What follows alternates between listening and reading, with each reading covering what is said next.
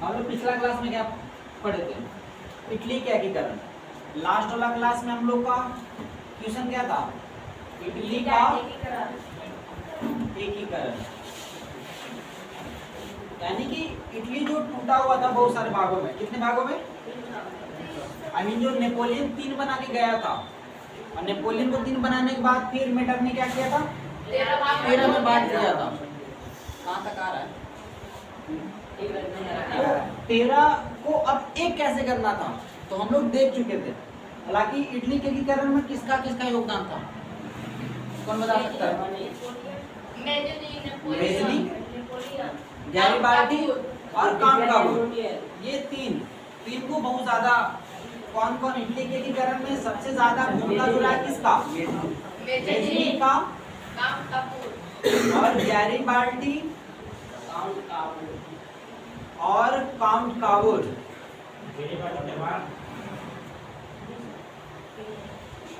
आज हम लोग देखेंगे जर्मनी का एकीकरण। हालांकि यहाँ पे ध्यान से देखो नक्शा में, जर्मनी कहाँ है? यहाँ पर है। इटली कहाँ है? यहाँ पे। ये तो एक हो गया, करना इसको है। अब जाहिर सी बात है कि इसको एक करना है, इसको एक करने में सबसे ज्यादा जो पहुंचाता था, कौन पहुंचाता था? ऑस्ट्रिया चाहता था कि इसका एकीकरण। इसके पीछे का रीजन क्या था? एक ही रीजन कि अगर इन लोग मजबूत हो जाएगा जाहिर सी बात है इसको दबा देगा।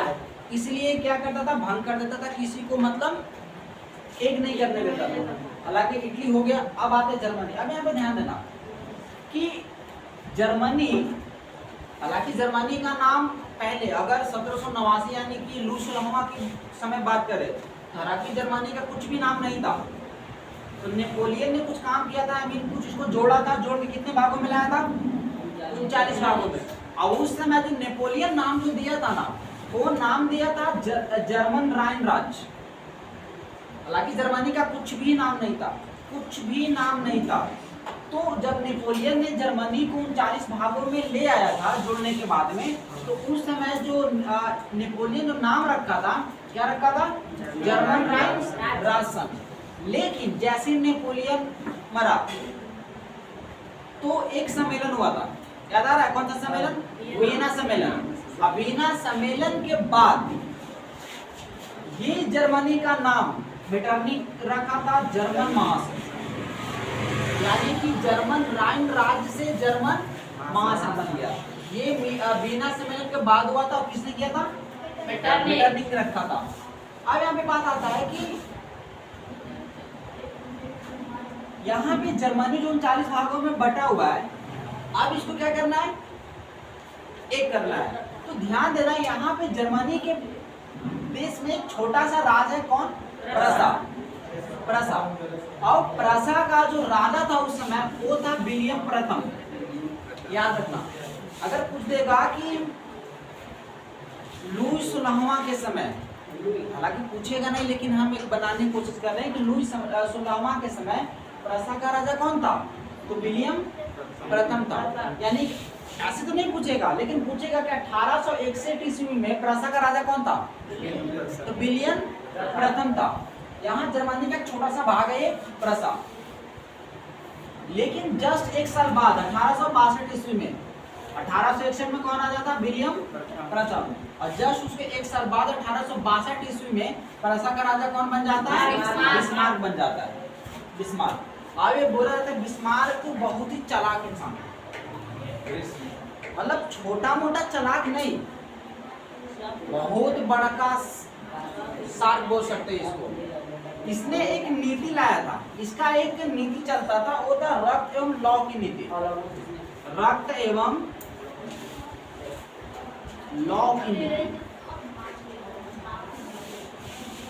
इसका मतलब क्या होता है? इसका मतलब होता है, बिस्मार्क का कहना है कि भैया किसी को बात से मत समझाओ, तोड़ो मोड़ो दम तक पीटो। अगर मानता है तो पहले बात से मनाओ, मानता है तो मानो। राजनीतिक तरीका से हमको मनाने नहीं आता। वो डायरेक्ट कहता था लॉ की नीति, दम तक लोहा से दम तक मारो। लोहा के मतलब गोली बंदूक। यहाँ पे लोहा का मतलब निकल रहा है गोली बंदूक। बिस्मार्क देखो बिस्कोपड़ा था, मेजनी था ना पहले, मैं काउंट काबू था ना, इससे भी बिस्कोपड़ा कौन था? ये था बिस्मार्क। इसका नीति का क्या नाम था? रख दो हम गाँव की नीति। मतलब सिंपल कहना था, बात से कम समझाओ, दम तक पीटो और उसको अपना कब्जा करो। तो हालांकि बिस्मार्क का पूरा नाम भी पूछता है, तो बिस्मार्क का पूरा नाम क्या है? Auto von Bismarck. अगर पूछेगा तो ये चीज को ध्यान रखना। मेजनी का पूरा नाम क्या था? Joseph Mazzini. तो बिस्मार्क का पूरा नाम क्या है? Auto von Bismarck. अब जर्मनी को एकीकरण करना है। बीच में ऑस्ट्रिया बाधा पहुंचा रहा है। अब यहाँ प्रसा जो है, प्रसा का राजा कौन है? बिस्मार्क। देखो बिस्मार्क दिमाग लगाता है, दिमाग ये लगाता है कि बिस्मार्क का जो राजा प्रसा का जो राजा बिस्मार्क है, वो एक दूत भेजता है फ्रांस। दूत मतलब चेला, सिखा पढ़ा के भेजता है। और जो फ्रांस का राजा था, अब फ्रांस का राजा कौन है? लुई फिलिप भाग गया था इंग्लैंड। तो लुई फिलिप को भागने के बाद जो फ्रांस का राजा जो वहां पे टिका था, वो था लुई नेपोलियन। याद रखना, लुई नेपोलियन। तो इसका बेटा था, इतना नहीं समझना हम लोग को। ये है कि जब लुई फिलिप इंग्लैंड भागा था तो फ्रांस को कौन संभाल रहा था? उसके बाद जो राजा बना था लुई नेपोलियन। देखो ये बिस्मार्क इतना दिमाग लगाया कि अपना दूत, यानी कि जर्मनी प्रसा से दूत कहाँ भेजा? फ्रांस में। और दूत को बोला कि जाके फ्रांस के राजा को बोलना कि ये जर्मनी और ये ऑस्ट्रिया दोनों आपस में झगड़ने वाला है, ठीक है? तो आप ऑस्ट्रिया की मदद के लिए मत जाइएगा। जैसे देखो ऑस्ट्रिया जब लड़ता था ना किसी से, ये फ्रांस आसानी से इसको मदद कर देता था क्योंकि लोग दोस्त था। ऑस्ट्रिया और फ्रांस, मतलब कि जहां भी ऑस्ट्रिया युद्ध करता था, फ्रांस आ जाता था इसको मदद के लिए। तो जाहिर सी बात है, जर्मनी को एक करना है। अब लड़ के अगर ऑस्ट्रिया से करेगा, लेकिन ऑस्ट्रिया को मदद करने तो फ्रांस आ जाएगा, तो फिर ये जर्मनी क्या होगा? कमजोर पड़ जाएगा। कमजोर पड़ेगा तो फिर एक नहीं हो सकता। इसलिए बिस्मार्क दिमाग लगाता है कि यहाँ अपना दूत भेजता है फ्रांस को, कहता है कि वहां जाके बोलना कि जर्मनी ऑस्ट्रिया आपस में झगड़ने वाले हैं, आप फ्रांस को मदद के लिए मत जाइएगा। अगर मान लीजिए, अगर आप ऑस्ट्रिया को मदद के लिए मत जाइएगा, लेकिन अगर मतलब कि अगर फ्रांस ऑस्ट्रिया को मदद के लिए जाता है, अगर आप मतलब जो दूत भेजता है वो समझाता है कि अगर आप ऑस्ट्रिया को मदद करने के लिए जाइएगा तो ठीक है, जर्मनी हार जाएगा। जाहिर सी बात है हार जाएगा, क्योंकि ये दोनों मजबूत हो जाएगा ना एक मिलके। तो हार जाएगा तो आप जर्मनी पे कब्जा कर लीजिएगा, एक देश मिलेगा। लेकिन अगर आप मदद के लिए नहीं जाइएगा तो जर्मनी और ऑस्ट्रिया जब आपस में झगड़ेगा तो दोनों कमजोर हो जाएगा। अब कमजोर हो जाएगा तो आप दोनों पे कब्जा कर सकते हैं। तो यहाँ के राजा के तो लगा, तो बात तो सही है भाई, ये दिमाग तो पहले हमको नहीं आया था। ये तो प्रसा का राजा जो बिस्मार्क के सही आइडिया दे रहा है। ये था प्लान, ठीक है, इसको पढ़ा था। अब आता है तो ये अपना दूत इसको अपना ये सब बता के चल गया। हालांकि एग्री होकर ठीक है, ऑस्ट्रिया की मदद के लिए नहीं जाएंगे। तो चलो अब जर्मनी और ऑस्ट्रिया में युद्ध होगा? नहीं होगा, सिर्फ झूठ था, प्लान था। किसका प्लान था? बिस्मार्क का। और तुम लोग साथ लग रहा हो कि अब युद्ध होगा, अब युद्ध नहीं होगा। अब यहाँ पे इसको फंसा दिया, यानी कि ये दोनों दोस्त था। देखो दोस्त को हराने के लिए उसके दोस्त का सहारा ले रहा है। हाँ, मतलब दिमाग से लड़ता था, कूटनीतिज्ञ इसको बोलते हैं, कूटनीतिज्ञ। अब यहाँ पे युद्ध तो हो नहीं रहा है, ये तो झूठों के भेजा था।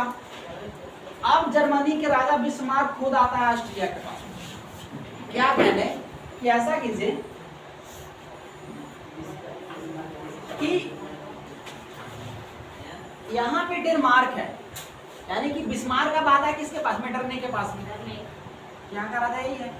ये तो अब शांत हो गया, अब ये मदद के लिए नहीं आएगा। हालांकि युद्ध होबे नहीं करेगा तो क्या आएगा, तो बहाना था क्या। तो अब यहाँ पे बिस्मार्क आता है ऑस्ट्रिया के पास में और बोलता है यहाँ के राजा मेटरनिख को कि हम लोग ऐसा करते हैं कि ये जो डेनमार्क है ना, डेनमार्क का दो बहुत बड़ा शहर था। डेनमार्क का दो बहुत बड़ा शहर, डेनमार्क का बड़ा शहर, दो बड़ा शहर। पहला एक था सेल्सविंग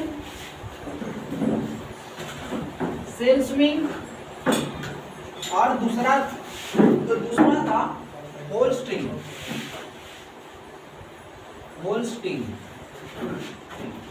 अब यहाँ पे दिमाग लगाना, देखो बिस्मार्क क्या दिमाग लगाता है। बिस्मार्क अब ऑस्ट्रिया के राजा को बोलता है कि ऐसा करते हैं हम लोग दोनों मिलके, एक डेनमार्क का दो बहुत बड़ा राज्य है, एक का नाम है सेल्सविंग, अब एक का नाम है होल्स्टिंग। इन दोनों पे कब्जा कर लेते हैं।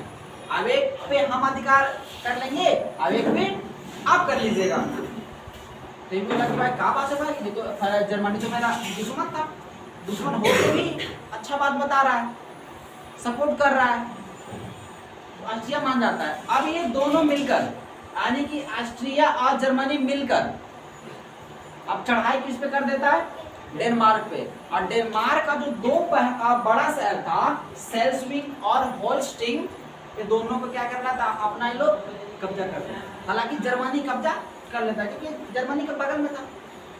कहाँ, ऑस्ट्रिया यहाँ है, जर्मनी यहाँ है, तो ये जर्मनी के बगल में था डेनमार्क।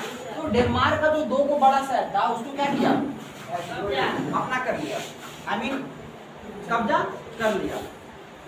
अब बिस्मार्क देखो, जैसे ये जर्मनी इन दोनों को कब्जा किया, अब कहता है यहाँ का राजा कौन, बिस्मार्क, तो भैया तू बहुत उड़ते हो, अब तुम पे चढ़ाई करते हैं। अब जर्मनी ऑस्ट्रिया पे चढ़ाई कर देता है। देख लो प्लान बिस्मार्क का, इसको बोलते हैं कूटनीतिक, यानी कि दोस्त के दोस्त को मारने के लिए दोस्त का ही सहारा लिया। मतलब कि देखो, इसको मारने के लिए इसके दोस्त फ्रांस था, अब फ्रांस के जाके चिकना बतिया गया।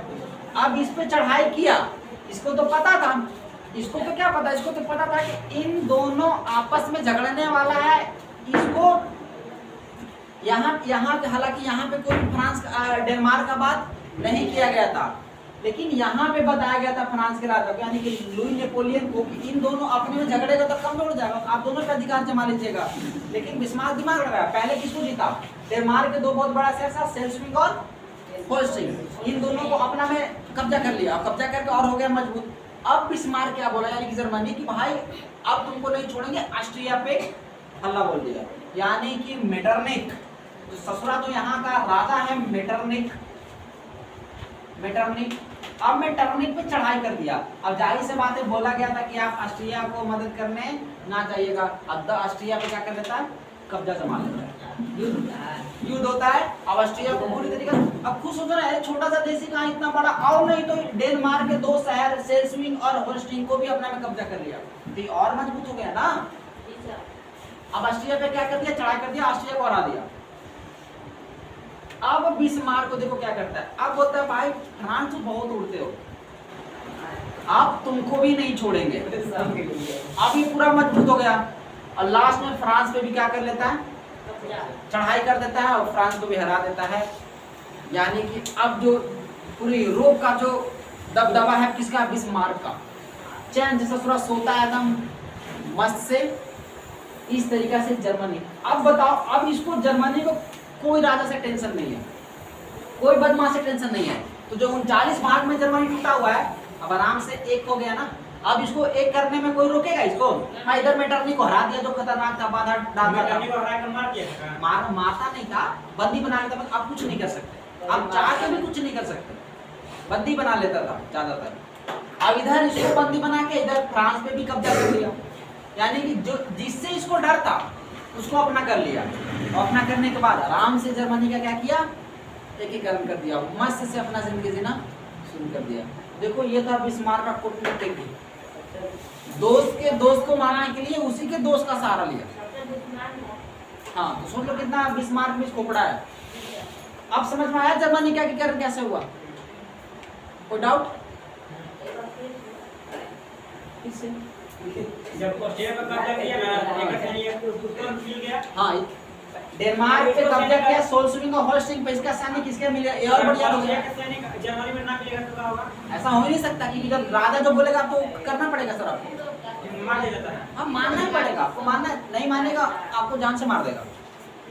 इसीलिए ना जब युद्ध हराता था तो मारता नहीं था, कब्जा कर लेता था। कब्जा का मतलब अब तुमको बात मेरा मानना ही पड़ेगा। अब इधर से भी बड़ियार हो गया, इधर से भी बड़ियार हो, ये तो बहुत बड़ियार हो गया। अब लोग से तुम बहुत परेशान करते हो, तुमको भी नहीं छोड़ेगा। 20 पे अल्लाह बोल दिया फ्रांस को। अब फ्रांस को भी फाइनली क्या किया, अपना कब्जा कर लिया। अब बिस्मार्क को कोई नहीं बोलने वाला, कोई नहीं, जिससे डर था उससे फ्रीडम पा लिया। अब जर्मनी का क्या किया, एकीकरण कर दिया, एक कर दिया। इटली, इटली तो पहले ही हो चुका है, इटली तो पीछे ही हो चुका है। जर्मनी मिला दिया ना, ये इटली एक अच्छा रास्ता, वो आराम से अपना साइड में है। जहां दुश्मन कब्जा कर लिया दोनों। हाँ, वो इटली में अब कोई दिक्कत नहीं, इटली अपना जगह पर है, इटली अपना जगह पर है। खोलिएगा पूरा ओपन कीजिए उसको, दोनों गेट को उधर से। तो इटली पहले ही एकीकरण हो गया है, अब इटली को कोई छेड़छाड़ करेगा नहीं, इटली को कोई छेड़छाड़ नहीं करेगा। तो समझ में आया पूरा कैसे जर्मनी का एकीकरण हुआ? थोड़ा आसान भाषा में बताएं, अगर नहीं समझ में आया होगा तो कहीं नहीं समझ में आएगा, कहीं नहीं समझ में आएगा। अगर अभी समझ में नहीं आएगा तो फिर कहीं नहीं समझ में आएगा। समझ में आ गया? बोलो तुम्हारा क्या डाउट है?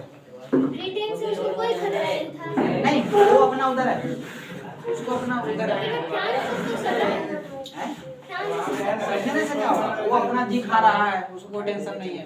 ये लोग अपना अलग जी खा रहा है। तो ये फ्रांस सॉरी जर्मनी का एकीकरण समझ में आया, इटली का भी एकीकरण समझ में आ गया था। इटली का छोटा सा भाग है, बस जुड़ा क्या है, डेनमार्क। डेनमार्क इटली वाला ही सारा प्रक्रिया है, लेकिन इसमें और आज एक्स्ट्रा क्या जुड़ा, डेनमार्क। क्योंकि डेनमार्क का दो बहुत अच्छा शहर था, बड़ा शहर था, सेल्सविंग और होल्स्टेइन, दोनों को अपना कब्जा कर लिया और बढ़िया हो गया। ये था हमारा जर्मनी का एकीकरण। यहाँ से क्वेश्चन आता है, जर्मनी के एकीकरण में अगर बना सकता है कि जर्मनी के एकीकरण में बिस्मार्क का क्या भूमिका था? भैया बहुत भूमिका था, वो दिमाग वाला है, साथ दिमाग का था। इसको बोलता है कूटनीतिक तरीका से लड़ना। अगर कुछ है तो दूसरी सरकार समझते हैं तो क्या जर्मनी के एकीकरण से क्या समझते हैं?